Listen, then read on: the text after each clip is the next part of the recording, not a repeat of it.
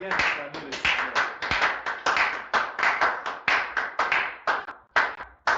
Gloire à Jésus-Christ. Amen. Vous verrez que ce n'est pas ce que j'avais promis que je vais faire ce soir. J'avais promis qu'on allait continuer avec euh,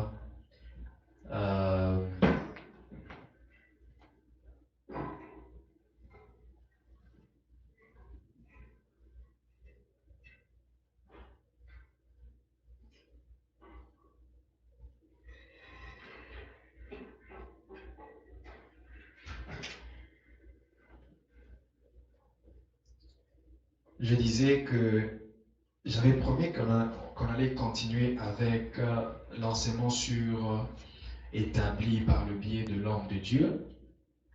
Mais ce soir, j'ai été conduit par l'Esprit de nous amener en prière et de parler encore de la prière. De parler encore de la prière. Et je vais parler de la foi et de la prière. Donc, je vais parler des bonnes pratiques de la foi pour l'exaucement d'une prière. Autrement dit, bien utiliser la foi pour l'exaucement de la prière. Comment peut-on bien utiliser la foi pour l'exaucement de la prière? Je n'aimerais pas que ça prenne la forme d'un enseignement, j'aimerais plutôt exhorter. Amen. Est-ce que je parle à quelqu'un? Amen. Ok. Que Dieu te bénisse. Je disais que Dieu te bénisse. Amen. Bien-aimé, d'entrée de jeu, j'aimerais te dire que toute prière que tu adresses à Dieu, Dieu l'écoute. J'aimerais te dire que Dieu n'a aucun intérêt à ne pas exaucer ta prière. Dieu n'a aucun intérêt à refuser volontairement d'exaucer ta prière. Dieu ne trouve pas d'intérêt à refuser. Il est là, il se dit, bon, je ne vais pas exaucer la prière de cet enfant. Pour rien comme ça. Ce n'est pas de l'intérêt de Dieu. Ce n'est pas dans l'intérêt de Dieu de refuser de nous exaucer. Souviens-toi d'abord de la relation qui est entre toi et Dieu. Dieu n'est pas seulement ton créateur, mais au-delà de cela, c'est ton Père. C'est ton Père. Au-delà du fait qu'il est ton créateur, parce que tu as reçu Jésus-Christ, Seigneur et Sauveur, tu es enfant de Dieu. Jean 1, verset 12. À tous ceux qui l'ont reçu, il a donné le pouvoir de devenir enfant de Dieu. Dis avec moi, je suis un enfant de Dieu. Si tu es un enfant de Dieu, c'est que Dieu est ton Père. Voilà pourquoi Jésus dit, il disait ça à qui? À ses disciples. Il enseignait, lorsque les disciples disent, apprends-nous aussi comment prier, comme Jean l'a appris à ses disciples. Alors Jésus commence à leur enseigner. Il leur dit, quand vous priez, dites notre Père. Ça veut dire, quand vous priez, adressez-vous à Dieu en tant que votre Père, pas votre Créateur. Donc là déjà, ça démontre la relation qui doit préalablement exister entre toi et Dieu. Quand tu pries, la relation qui doit préalablement être bâtie là, c'est la relation d'un fils ou d'une fille qui s'adresse à son père. Et pour être cette fille ou ce fils, pour être un enfant de ses pères, il faut recevoir Jésus-Christ, le Seigneur et Sauveur. Mais à tous ceux qui l'ont reçu, il a donné le pouvoir de devenir enfant de Dieu. J'avais dit, je ne veux pas que ça prenne la forme d'enseignement, mais je me vois déjà en train d'enseigner. Tu comprends que tu es un enfant de Dieu, n'est-ce pas? Maintenant, dis-moi, quel est l'intérêt que Dieu a de ne pas exaucer ta prière? Quel est ce plaisir que Dieu peut ressentir parce qu'il n'a pas exaucé ta prière? Tu crois vraiment que ça ferait plaisir à Dieu? Je suis venu dire à quelqu'un ce soir, Dieu est ton Père. Et tous tes sujets de prière, tous tes sujets de prière ont l'obligation d'être exaucés. Mais je vais insister, je vais préciser. Il faut que ça soit la volonté de Dieu. Il faut prier selon la volonté de Dieu. Si tes sujets de prière cadrent avec la volonté de Dieu, si ce sont des choses, des bonnes choses que tu demandes, des choses qui vont dans ton intérêt et dans l'intérêt de Dieu aussi, pourquoi est-ce que Dieu ne va pas exaucer cela? Tu crois vraiment que Dieu serait contre ton mariage? Que tu pries pour le mariage et puis tu n'as pas de mariage, tu crois que ça fera plaisir à Dieu? Bien-aimé, tu ne sais peut-être pas la peine que Dieu a pour toi. Tu ne sais peut-être pas la peine que Dieu porte dans son cœur pour toi qui es sa fille, pour toi qui es son fils.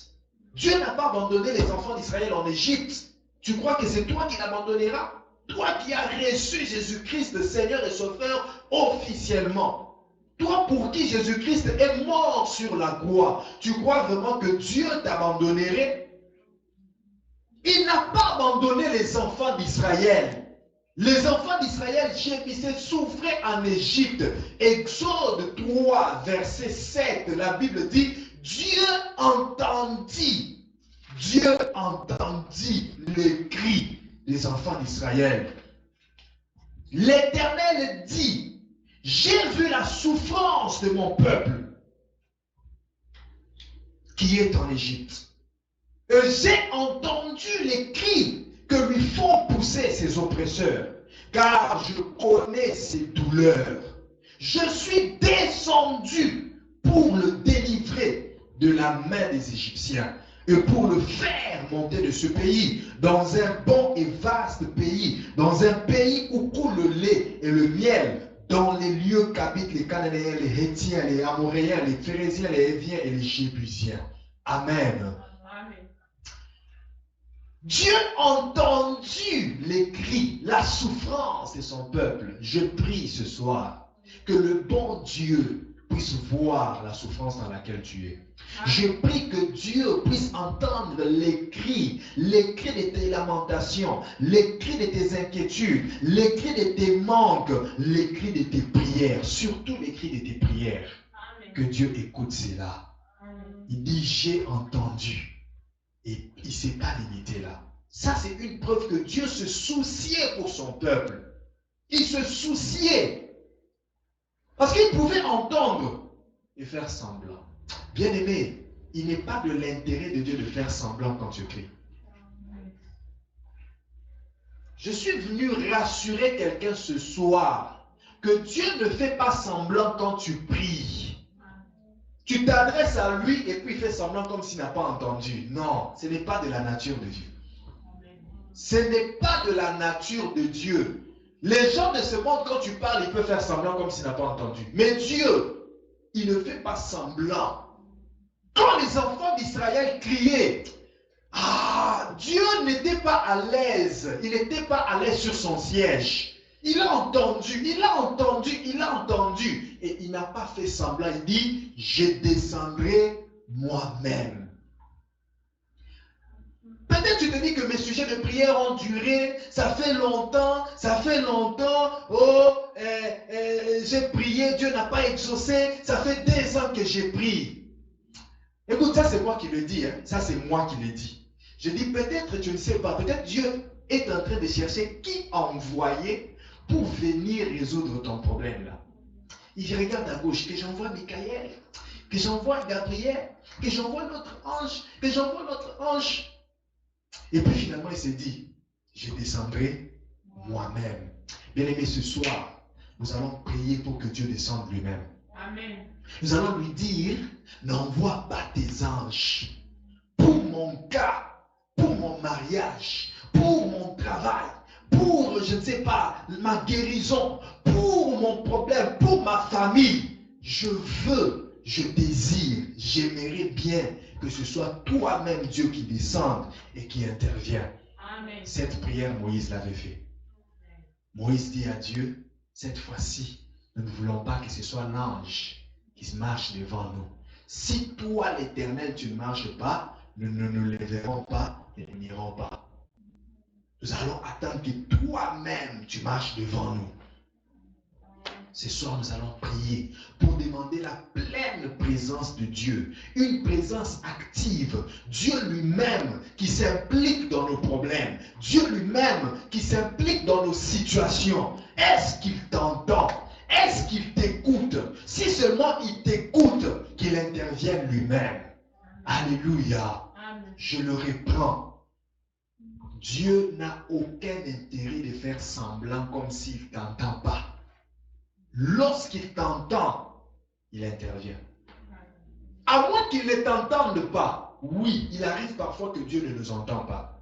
Tu sais à quel moment Dieu ne nous entend pas? Sais-tu à quel moment Dieu ne peut pas entendre quelqu'un? Et je te pose la question. Sais-tu à quel moment Dieu ne peut pas entendre quelqu'un?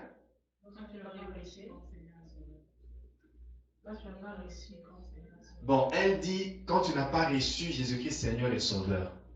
Je dirais non. Pourquoi? Parce que les païens qui demandent, qui disent Seigneur Jésus, entre dans mon cœur. Il fait une prière, non? Et Jésus fait quoi? Il entre dans son cœur. Comment est-ce qu'il a entendu? Parce qu'il n'avait pas encore reçu Jésus-Christ Seigneur et Sauveur. Même ceux qui n'ont pas reçu Jésus-Christ Seigneur et Sauveur, quand ils prient à Dieu, Dieu les entend. Parfois même Dieu les exauce sans qu'il ait reçu Jésus-Christ Seigneur et Sauveur. Et ça dépend seulement des ce qu'ils demandent. Parce que la nourriture des enfants, on ne la donne pas aussi aux chiens. Mais toi, tu disais quoi? Tu disais quoi? C'est le péché. C'est le péché qui fait que Dieu n'entende pas. Mais non, la sœur Elisha me dira, mais celui qui n'a pas reçu Jésus-Christ Seigneur et Sauveur, il est dans les péchés. Comment est-ce que Dieu? C'est là que je disais, ça dépend de qu'est-ce que tu demandes. Ça dépend de quoi tu demandes. Il entend. Mais regarde, bon, toi, dans les péchés, tu demandes ça. La nourriture des enfants, on ne donne pas aux chiens. Maintenant, un enfant de Dieu qui a déjà reçu Jésus-Christ Seigneur et Sauveur, mais qui vit dans le péché, c'est-à-dire qui entretient une vie de péché, une vie qu'il avait déjà abandonnée. Cette vie de péché-là constitue maintenant en un blocage, en un mur. Ésaïe combien? 59, non? Oh. Toi, tu es forte, hein? Quand je pose des questions, tu reformules ma question d'une autre manière et puis tu me la réponds. Ésaïe 59, verset 1. La main de l'Éternel n'est pas trop courte pour agir, ni son oreille trop dure pour...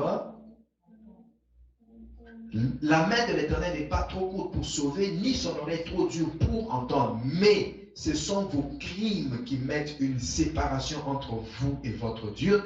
Ce sont vos péchés qui vous cachent sa face. Amen. Amen. Vous voyez, Dieu n'a aucun intérêt à ne pas nous exaucer. Parfois, nous nous empêchons, nous nous privons nous-mêmes de nos exaucements à cause du péché. À cause du péché. Quand déjà le Saint-Esprit t'interpelle, abandonne cette chose, abandonne telle chose, tu n'abandonnes pas. Mais tu veux seulement que Dieu t'exauce. L'exaucement ne viendra pas. Mais pour un enfant de Dieu qui se dévoue, qui a du zèle, qui a du zèle pour la parole, pour la sanctification, qui marche bien, il n'y a aucun intérêt. Aucun intérêt. Dieu n'a aucun intérêt à ne pas t'exaucer. Mais il y a un autre cas, que cela, ça dépend seulement de sa volonté. Il s'est dit, je vais retarder son exaucement. Comme Esaïe le dit, au moment fixé, au temps convenu. Donc il y a un temps que Dieu déjà a fixé. Il s'est dit, que tu pries, que tu ne pries pas, comme tu m'as déjà prié une seule fois, j'ai entendu. Mais j'ai fixé un moment de ta visitation. Quand ce moment-là sera arrivé, tu verras de toi-même l'exaucement. Alléluia. Alléluia. Mais j'aimerais te dire une chose, bien-aimé. La prière se fait avec la foi. Pour vivre l'exaucement, parce qu'il y a certaines personnes que Dieu a déjà exaucées, et seulement, ils n'ont pas la foi pour palper, pour toucher l'exaucement. L'exaucement est déjà là. Mais il faut seulement la foi pour commencer à vivre cet exaucement-là. La prière et la foi, déjà, Jacques 5. Jacques 5, verset 17. Non, 17, non. 18. 16. Voilà. Jacques 5, verset 16. Non, c'est pas ça. Verset 15. Voilà. Il dit, la prière de la foi sauvera le malade. La prière de la foi. Quel genre de prière sauve? C'est la prière de la foi qui sauve. Ce n'est pas une prière ordinaire, une prière simple, une prière sans foi. La prière qui sauve. La prière qui peut obtenir exaucement. La prière qui peut recevoir réponse, c'est la prière de la foi. La prière faite avec foi. La prière et la foi sont des piliers, parmi les piliers de la vie chrétienne, les fondements de la vie chrétienne. Il y a la prière, il y a la foi. Donc, dans la vie chrétienne, il y a des piliers incontournables. Un chrétien ne peut pas s'en passer. La prière, tu ne peux pas t'en passer. La foi, tu ne peux pas t'en passer. Le Saint-Esprit, tu ne peux pas t'en passer.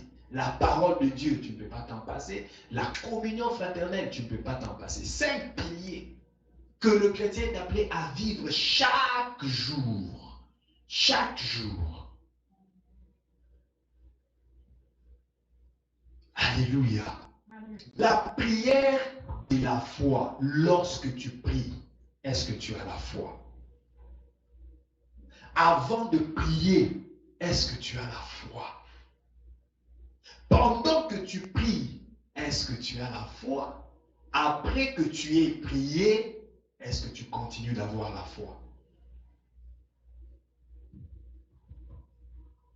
Hébreux 11, verset 6. Car sans la foi, il est impossible d'être agréable à Dieu. Car il faut que c'est lui qui s'approche de Dieu. Comment nous nous approchons de Dieu? C'est par la prière. C'est lui qui s'approche de Dieu, croit que Dieu existe et qu'il est, c'est lui qui récompense. C'est lui qui répond. Tu dois croire qu'il existe. Pendant que je prie, il est là. Même si je ne le vois pas physiquement, mais il est là spirituellement. Tu dois croire qu'il est là et qu'il t'entend. Et puis tu dois croire que ce que tu demandes, c'est lui qui est capable de le donner. Il est le rémunérateur de ce qu'il cherche. Nous nous approchons de Dieu en prière.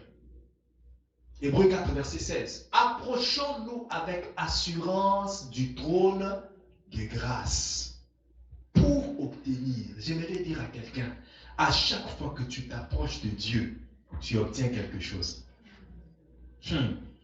À chaque fois que nous nous approchons, nous obtenons. À chaque fois que nous nous approchons, nous devenons. À chaque fois que nous nous approchons, nous recevons. À chaque fois que nous nous approchons, nous puisons.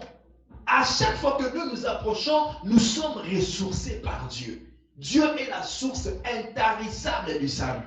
Il est la source intarissable de la guérison.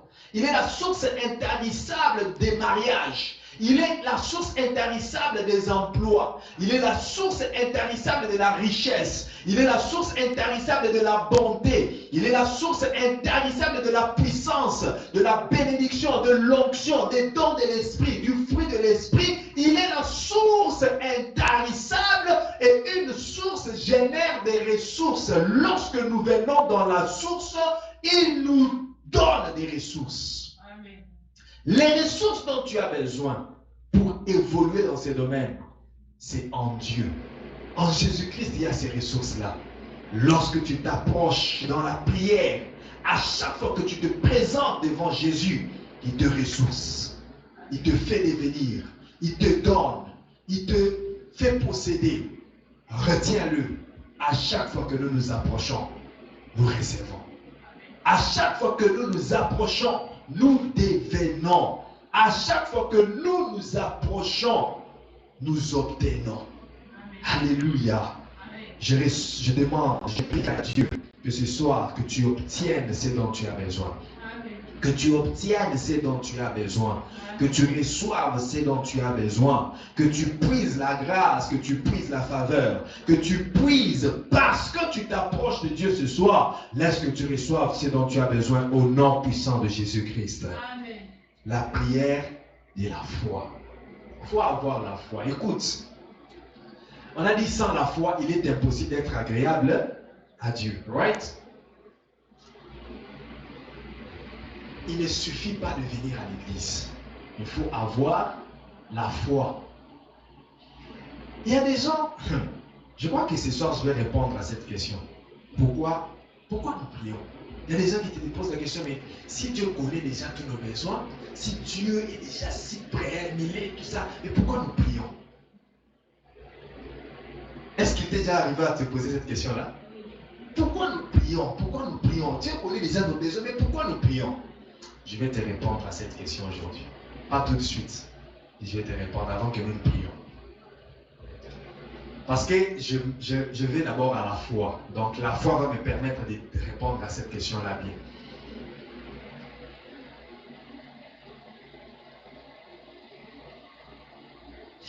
Deux exemples qui viennent directement dans ma tête. L'exemple de la femme à la terre du sang et l'exemple du voleur sur la croix. Que je commence avec lequel? Je commence avec celui de la femme à la terre du sang. La femme à la terre du sang a besoin d'une guérison. Mais elle se retrouve dans l'environnement de celui qui donne la guérison. N'est-ce pas? C'est là que Jésus était. Jésus, c'est lui qui donne la guérison. Il est là. La femme à la terre du sang est dans cet environnement où Jésus est. Mais est-ce qu'elle est guérie directement?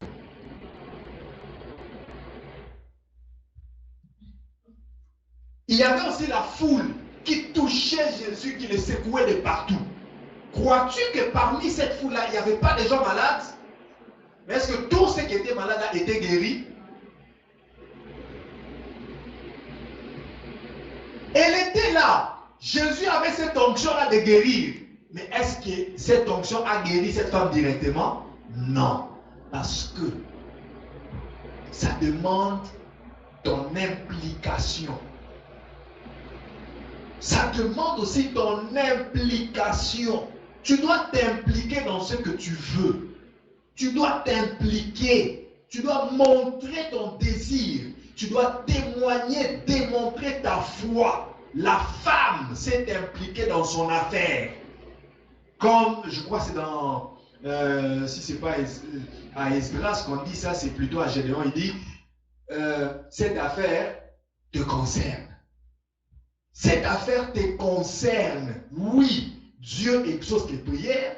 Oui, Dieu connaît déjà tous nos besoins. Mais cette affaire te concerne toi. Tu dois t'impliquer pour ton affaire. C'est pourquoi j'ai dit aux gens. Tu demandes aux gens de prier pour toi. Toi, tu dors toute la nuit. Priez pour moi, pasteur. Prie pour moi, pasteur. Kota Mabondeli, gêné. Mais tu as 40 jours à prier. On y a 40 jours. Donc, oui, je dois gêner. Mais toi, qu'est-ce que tu fais? Oui, c'est pas mal. Je vais gêner. Je vais prier. Mais toi, qu'est-ce que tu fais? Cette affaire te concerne. Qu'est-ce que tu fais, toi? Il y a des gens comme ça. Au lieu de prier pour son propre affaire, se lever pour ça, mais il y a pas d'affaire là, il y a un prophète. Les prophètes, ils soumettent des sujets de prière par-ci, par-là. Et lui-même ne prie pas. Il soumet même des prières, des sujets de prière chez des voisins. Donc les voisins prient la nuit, ils les entendent prier, mais lui ne prie pas. Et puis le matin, il vient, je t'avais entendu prier pendant la nuit, prie pour moi. Au lieu de fléchir ses genoux et prier, lui va chercher que les gens prient pour lui. Pendant que les autres chantent, Zamba bazenu nangayo, bazenu nangayo. Lui chante, Zamba ba voisin nangayo, ba voisin nangayo. Arrête de soumettre tes sujets de prière aux gens. Seulement, prie aussi. La femme à la perte du sang s'est impliquée. Et là, elle s'est impliquée avec la foi. La prière de la foi sauvera. Elle s'est dit, si je touche seulement, je sais qu'il guérit. Mais si je ne touche pas, il ne me guérira pas. Si je ne touche pas, il ne me guérira pas. Et d'ailleurs, il y a beaucoup de gens qui le touchent, mais il ne les a pas guéris. Pour dire, il ne suffit pas seulement de les toucher, mais je dois les toucher avec révélation et je dois les toucher avec foi. Prie avec révélation, prie avec foi pour voir l'exaucement de ta prière. Prie avec révélation. La révélation, c'est un autre domaine. J'ai parlé de la foi, mais voilà que la révélation aussi. Quand je dis révélation ici, il y a beaucoup de choses, peut-être que je n'aurai pas le temps de finir ça aujourd'hui. Tu dois prier avec la révélation du nom de Jésus. Le nom de Jésus que toi tu invoques, le nom de Jésus, est-ce que tu l'invoques avec révélation? Est-ce que tu invoques ce nom comme un nom ordinaire ou bien tu l'invoques avec révélation? Tu sais ce que Jésus signifie? Jésus signifie Yahweh sauve. Yahweh sauve. Comme Yahweh Tsevaot, Yahweh Tzidkenu, Yahweh Shama. Jésus c'est Yahweh sauve. Yahweh Shama c'est quoi? Dieu est ici. Yahweh Rapha, Dieu qui guérit. Jésus, Yahweh sauve. Pour dire à chaque fois que tu dis au nom de Jésus, ça veut dire tu invoques Yahweh qui sauve. Est-ce que tu as cette révélation-là quand tu pries?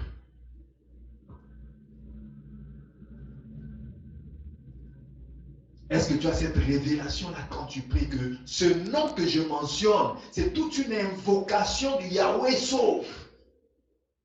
J'invoque que Yahweh vienne sauver.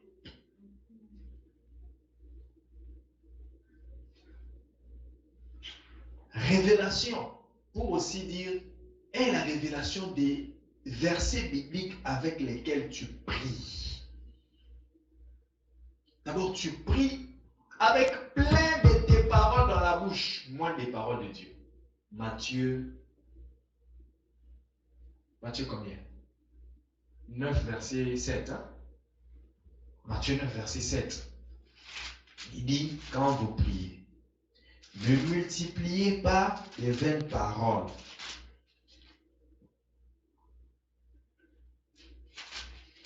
Matthieu 7. Matthieu 6, verset 7. En priant, ne multipliez pas de vaines paroles, comme les païens qui s'imaginent qu'à force de paroles, ils seront exaucés.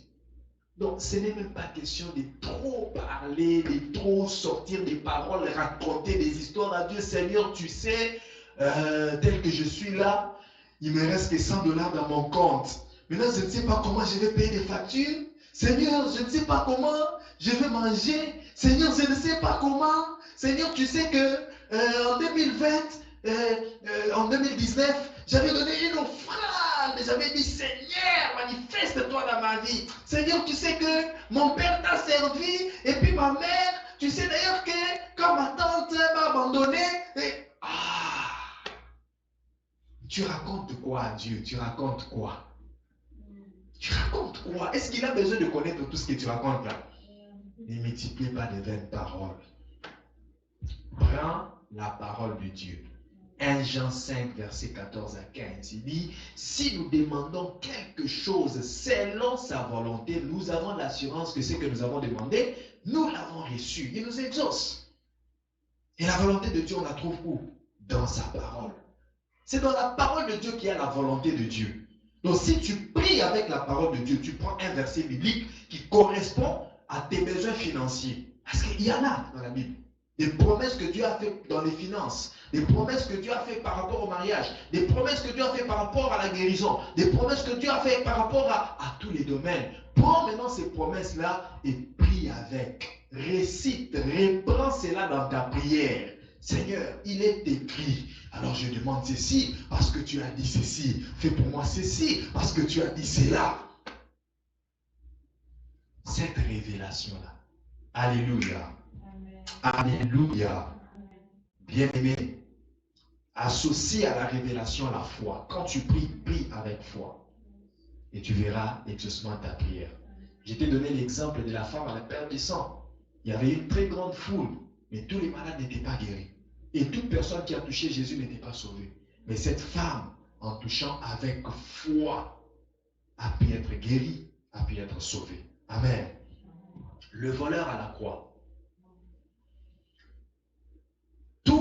Il y avait une grande foule autour de la croix de Jésus qui regardait comment est-ce que Jésus était cloué, comment est-ce que Jésus était crucifié.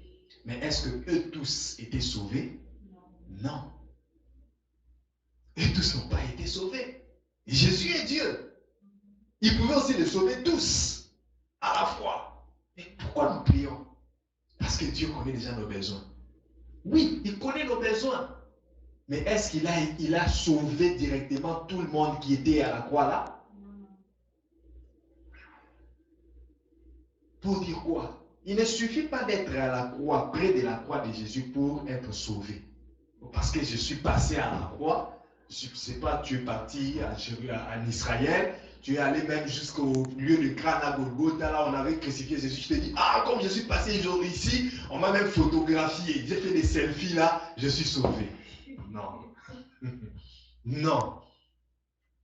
Tous ceux qui étaient là, il y avait aussi des soldats, il y avait des pharisiens, il y avait des gens venant de par-ci par-là qui étaient présents, regardant Jésus être crucifié. Ils n'étaient pas tous sauvés ce jour-là. Il y avait même un voleur vraiment à côté de Jésus et l'autre voleur de l'autre côté. Est-ce que les deux voleurs étaient sauvés? Il y en a un qui n'était pas sauvé. Ils étaient côte à côte avec Jésus. Mais c'est lui qui avait foi en Jésus. C'est lui qui avait confiance en Jésus.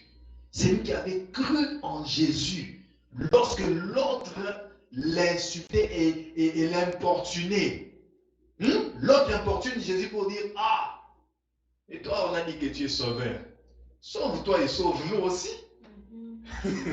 Et l'autre lui dit, tu n'as pas honte de dire ça. Nous méritons cela, mais lui qu'a-t-il fait?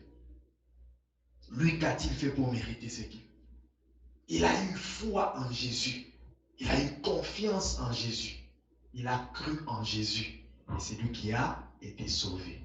La foi est importante dans l'exaucement de la prière. Avant de prier, prie avec foi. Pendant que tu pries, prie avec foi.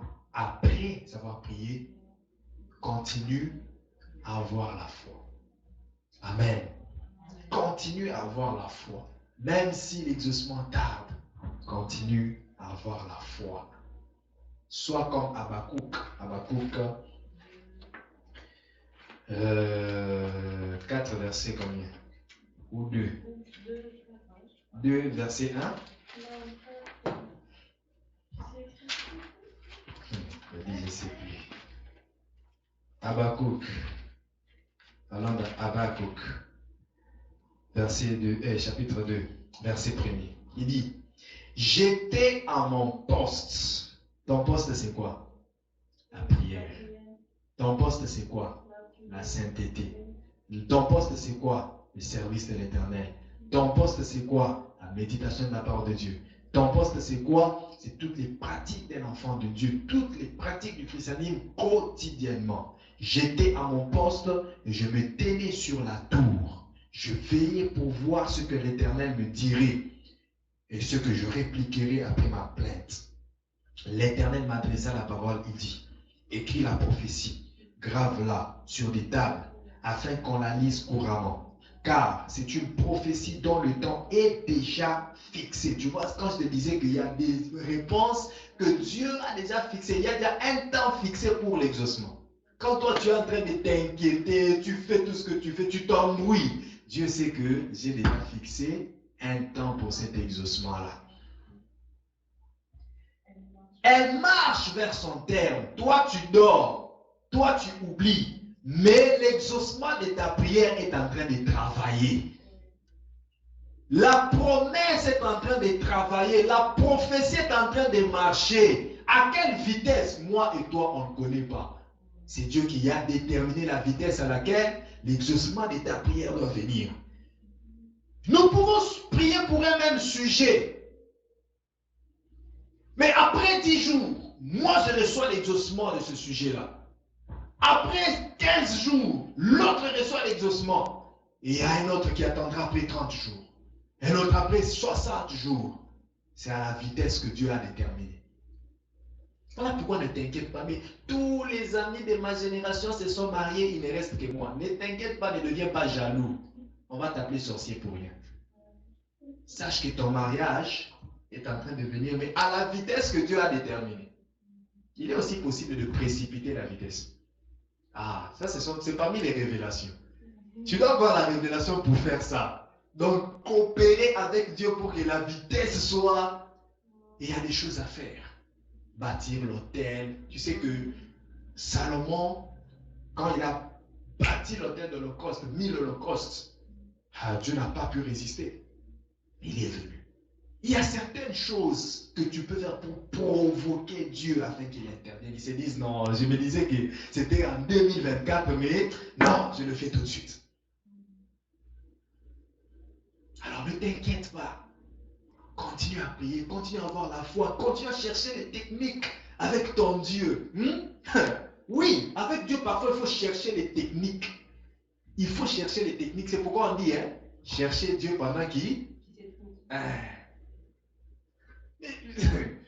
Tu ne comprends pas que ce n'est pas aussi facile de les trouver directement. Il faut les chercher. Il faut chercher quelle technique je dois faire pour que... Alléluia. Alléluia. Et puis il dit, elle marche vers son... Elle ne mentira pas si elle tarde. Si elle tarde. Si elle tarde. Si elle tarde.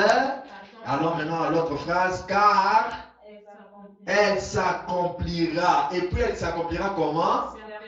Certainement. S'il y a une... Donc quand Dieu parle là, il parle avec une certitude, avec une assurance. Ce n'est pas en tâtonnant ou en hésitant, elle s'accomplira certainement. Alléluia.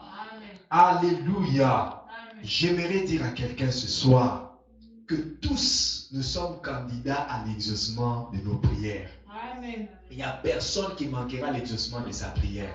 Je dis, il n'y a personne qui mourra sans voir l'accomplissement ou l'exaucement de sa prière. Amen. Il y a un homme qui attendait, avant de mourir même, il attend d'abord que l'accomplissement de la prophétie s'efface. Lorsque la prophétie s'est accomplie, la prophétie qu'Ésaïe avait donnée, la Vierge deviendra enceinte, elle enfantera. Lorsqu'elle a enfanté, lorsque ce sacrificateur-là a vu l'enfant, c'est là qu'il est mort. Il n'est pas mort avant l'exaucement. Il est mort après qu'il ait vu l'exaucement. Il n'y a personne de nous qui mourra sans voir l'exaucement de la prière que Dieu lui avait accordée. Sarah croyait qu'elle allait mourir sans que la promesse s'accomplisse. Mais de son vivant, la promesse s'est accomplie. Je dis de son vivant, la promesse s'est accomplie. Je prie Dieu que de ton vivant, tu vois l'accomplissement de toutes les promesses de Dieu pour toi. Je dis de ton vivant que tu vives l'accomplissement de toutes les promesses de Dieu pour toi. Si cette parole est inspirée par Dieu, laisse qu'elle s'accomplisse dans ta vie au nom de Jésus. Laisse qu'elle s'accomplisse dans ta vie au nom de Jésus. Je prie que tu vives l'exaucement des promesses de Dieu dans ta vie au nom puissant de Jésus-Christ.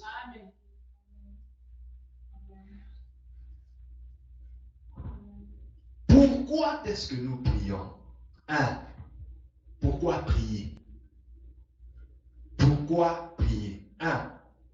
C'est parce que c'est un ordre auquel il faut obéir. C'est un ordre de Dieu. 1 Thessaloniciens 5, verset 17. Priez sans cesse. C'est Dieu qui donne cet ordre. Priez sans cesse. Donc nous prions parce que c'est un ordre de Dieu. Maintenant, pourquoi tu te poses la question, mais pourquoi nous prions si Dieu connaît déjà tous nos besoins? Et c'est Dieu lui-même qui a ordonné que nous puissions prier. Donc nous devons prier. Et Luc 18, verset 1, nous l'avons lu.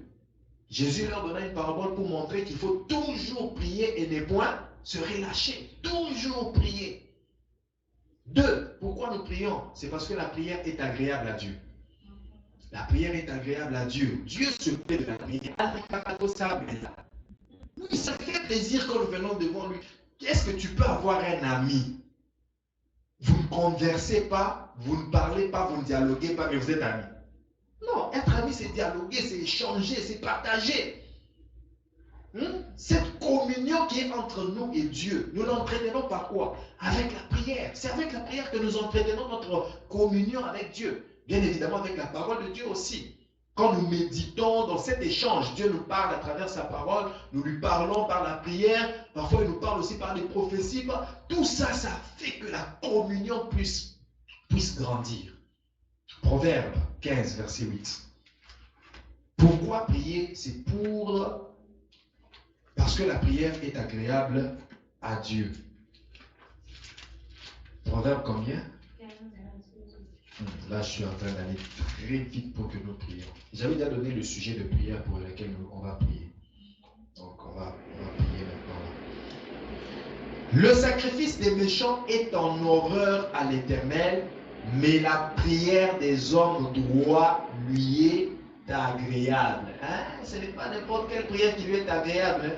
Ce n'est pas la prière d'une personne qui vit dans le péché puis qui vient prier. Non, c'est la prière des hommes droits qui lui est agréable. Il se plaît de ça. Il se dit, ça me fait plaisir. Bien aimé, quand tu ne pries pas, Dieu est triste. Quand tu fais 1 jour, 2 jours sans prier, 1 semaine sans prier, Dieu est triste. Tu te rends compte que, tu vois comment tu rends le cœur de Dieu triste. Il se plaît quand tu pries. Quand la nuit tu fléchis tes genoux aux os, ça fait plaisir à Dieu. Ça fait plaisir à Dieu. Voilà pourquoi Dieu parfois crée des situations compliquées pour certaines personnes. Bananaye, ses enfants. Mais c'est lui-même qui génère des situations compliquées. Pourquoi? Parce qu'il te veut en prière. Toi, tu crois que c'est le diable qui te combat. Non, c'est Dieu lui-même qui a provoqué ces situations-là parce qu'il s'est rendu compte que tu ne pries plus. Comme pour toi, la prière, c'est seulement demander. Bon, Dieu crée un manque en toi pour que tu pries. Tu comprends? Hein? Tu n'as pas compris, hein? Ou bien tu as compris, mais tu ne veux pas accepter ça. Mais c'est la vérité, c'est la parole de Dieu. Tu n'as pas de choix. Il se dit, si j'accepte ça, ça va être mon cas. Tu n'as pas de choix. Je vous dis vrai, il y a des gens pour qui Dieu se rend compte qu'ils ne prient pas. Alors, quand tu ne pries pas, Dieu lui-même provoque une situation. Une situation qui va te pousser à prier. Qui va te pousser à faire 3 jours de jeûne. 40 jours de jeûne, 21 jours de jeûne. Là, Dieu se dit, voilà, je l'ai eu. Je l'ai eu dans ma présence. Je l'ai eu. Donc, tu dois prier. Parce que la prière est agréable à Dieu. Ça plaît à Dieu que nous prions.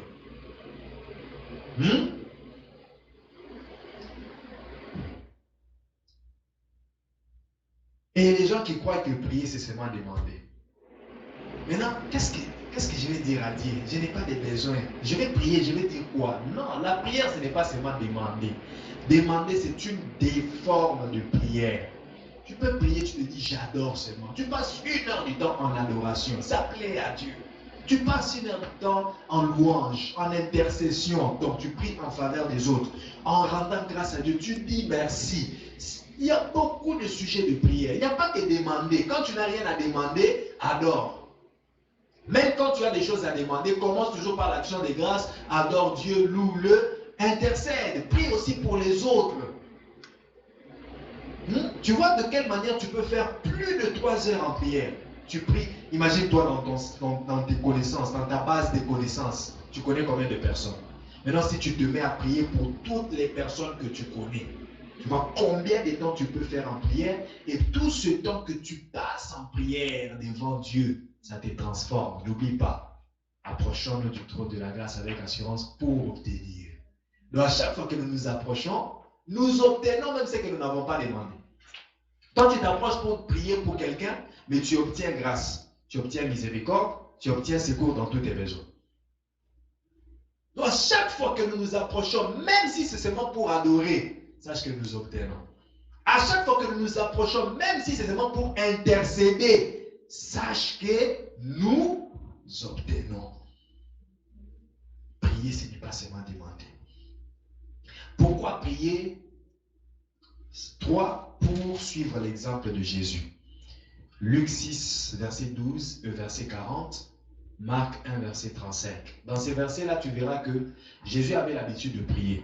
Et souvent, il priait, parfois il priait toute la nuit. Et parfois aussi il priait à l'aube. C'est-à-dire quand il n'était pas encore, quand il ne faisait pas encore clair. Donc quand il faisait encore sombre. Il avait l'habitude de prier. Lui qui est Dieu, il prie. À combien plus forte raison, moi et toi? Nous devons prier. Amen. 4. Pourquoi prier? Pour ne pas tomber en tentation. Tu vois qu'on ne prie pas seulement pour demander. Oh, mais pourquoi nous prions? Dieu connaît déjà nos besoins. Non. Non. On ne prie pas seulement pour demander. On prie aussi pour entretenir notre communion avec Dieu par l'adoration, la louange. Mais on prie aussi pour que nous ne tombions pas en tentation. Matthieu 26, verset 41. Veillez et priez afin de ne pas tomber en tentation. Lorsque tu es un homme, une femme de prière, sache qu'il te sera difficile de tomber en tentation. Parce que la présence de Dieu, la personne qui prie, c'est comme une personne qui renouvelle la présence de Dieu dans sa vie. Qui renouvelle l'intimité et la communion avec Dieu. Et lorsque tu es dans cette communion certaine, il marche avec toi partout. Tu sais que Jésus-Christ a été tenté après avoir prié. C'est après avoir prié qu'il a été tenté. Et qu'est-ce qui lui a aidé? C'est cette prière-là qu'il avait faite. Cette atmosphère de prière-là qui lui a aidé. C'est vrai qu'il est Dieu, il était 100% Dieu, mais je parle de son côté 100% homme. En tant que 100% Dieu, il ne pouvait pas tomber dans la tentation. Mais en tant que 100% homme, il avait besoin de prier pour ne pas tomber en tentation. C'est là qu'il a su sortir les cartouches de il est écrit, il a résisté à la tentation. Bien aimé, veillez et priez pour ne pas tomber en tentation. Quelque part, loin encore, le 100% homme réagit. Il dit, c'est vrai que je dois aller mourir, mais les 100% hommes, il réagit, Seigneur.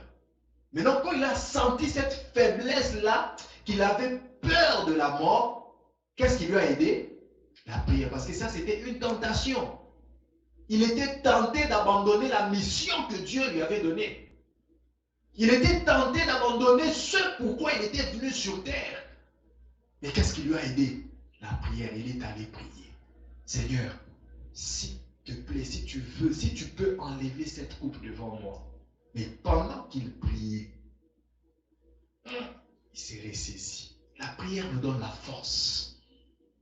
La force est venue en lui. Il dit, ça c'est la chair qui commence à me dominer. Laisse que l'esprit soit au-dessus de la chair. Toutefois, fais ta volonté. Alléluia. Alléluia. Il faut prier pour ne pas tomber en tentation. Et cinquièmement, pourquoi prier? C'est pour faire connaître nos besoins à Dieu. Philippiens 4, verset 6. Pourquoi prier? C'est pour faire connaître nos besoins à Dieu. Il dit, ne vous inquiétez de rien, mais en toute chose, faites connaître vos besoins à Dieu par des prières. Par quoi? Par quoi? Faites connaître vos besoins à Dieu par quoi? Par des prières, des supplications et avec action de grâce. Donc nous devons prier pour faire connaître nos besoins à Dieu. C'est vrai que Dieu connaît déjà nos besoins. Il connaît tous nos besoins. Même la Bible dit encore, avant même que nous n'ayons prié, avant même que nous nous approchions pour prier, avant même que nous n'ouvrions nos bouches, il connaît déjà ce qui est sur nos lèvres. Mais écoute, il est important que toi-même, tu spécifies tes besoins à Dieu. Il connaît tous tes besoins. Mais il est important que tu spécifies, que tu spécifies, deux, que tu établisses la priorité de tes besoins. Dieu veut voir combien l'intérêt tu accordes à ce que tu cherches. N'oublie pas, tout ce qui vient de Dieu est saint. Parce que Dieu est saint. De lui ne peut pas provenir quelque chose qui est impur. Tout ce qui vient, quand il donne mariage, Dieu, le mariage qui vient de Dieu est un mariage saint. La richesse qui vient de Dieu est une richesse sainte. Tout ce qui vient de Dieu est saint. Il dit la nourriture sainte, les choses saintes, on ne les donne pas aux chiens. C'est-à-dire il n'y a rien que Dieu puisse gaspiller. Dieu ne peut pas te donner seulement parce qu'il a vu que tu as besoin. Mais il doit voir l'intérêt que tu apportes à ce que tu demandes. Et puis, il doit voir aussi la capacité que tu as de bien gérer ce qu'il va te donner. Parce qu'il n'aime pas le gaspillage. C'est pourquoi Jacques dit, vous demandez, mais vous ne recevez pas. Parce que vous demandez dans l'intérêt de satisfaire vos propres besoins. C'est là que je disais tantôt que quand tu pries, il faut aussi que ça réponde à la volonté de Dieu. Ce que tu demandes doit répondre à la volonté de Dieu. Ça doit répondre à la volonté de Dieu. Oui, il connaît tes besoins, mais il ne peut pas. Il ne peut pas te le donner seulement comme ça. Il doit voir quel intérêt et quelle capacité. Il doit voir aussi quelle capacité, quelle disposition tu as dans ton cœur à rester fidèle à lui après qu'il t'ait donné ce dont tu as besoin. Il connaissait le besoin de Anne. Anne prie, il demande l'enfant, elle demande, elle ne reçoit jamais l'enfant. Mais un jour, elle change la formule de la prière. Elle dit, si tu me donnes un enfant, je te le. Dieu retrouve sa volonté dans la prière de Anne. Dieu retrouve son intérêt dans Anne. Et puis Dieu se dit, ah là, elle a touché mon cœur. Je lui donne. Voilà pourquoi c'est important de dire. Voilà. Il est important de dire à Dieu nos besoins. Jésus rencontre Bartimée. Bartimée qui était aveugle et mendiant. Jésus connaissait que Bartimée était aveugle, que Bartimée était mendiant. Et Jésus lui pose la question, que veux-tu que je fasse pour toi? Mais il connaissait ses besoins. C'était maintenant à Bartimée de spécifier qu'est-ce qu'il veut que Dieu fasse pour lui. Si Bartimée avait dit, je veux devenir riche, mais il reste aveugle. S'il avait dit aussi, je veux voir, il voit, mais il reste mendiant. S'il avait aussi dit, je veux voir et devenir riche, le tout lui sera donné. Il sait de quoi tu as besoin. Mais tu dois spécifier tes besoins et prioriser tes besoins. Pour Bartimée, il a priorisé le voir, parce qu'il savait que si je vois, je peux aller travailler moi-même. Mais il pouvait aussi dire, donne-moi l'argent, comme il demandait à tout le monde. Il allait rester aveugle. C'était des besoins que Dieu connaissait, mais c'était à lui de déterminer qu'est-ce qu'il veut. Amen. Amen. Que Dieu bénisse sa parole, que Dieu vous bénisse. Je vois David me regarder et me dire, ah, pasteur, tu m'as laissé en haut, tu vas descendre après. Que Dieu vous bénisse abondamment. Nous allons prier, que Dieu vous bénisse vous aussi. Merci beaucoup, maman Henriette. Merci beaucoup pour ton aide. J'ai vu comment tu m'as répondu pendant que les autres ici cherchaient longtemps la réponse. Que Dieu vous bénisse à vous tous, que Dieu soit avec vous. Nous allons prier, inclinons nos têtes en prière. Disons merci à Dieu pour sa parole.